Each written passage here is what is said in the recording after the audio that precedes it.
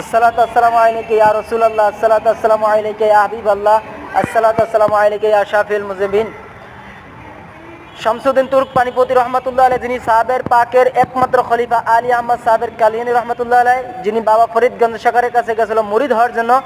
বাবা শেখ ফরিদগঞ্জ শেখর বলছিল, তোমার মুরিদ আমার কাছে নাই, আমার সাবের কাছে। আমার সাবের কালিয়া শরীফে 12 বছর পর্যন্ত জালালের হালাতে আছে।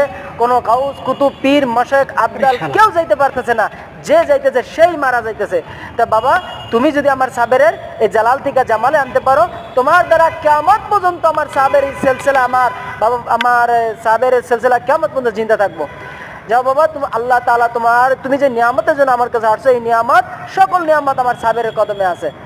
তা সাবের পাক ওনাকে মুরিদ করার পরে, ওনাকে খেলাফত দেওয়ার পরে তুর্কে মানে পানিপথে ওনাকে পাঠাইতে হয়েছে। তা পানিপথে ওনার মাজার শরীফ,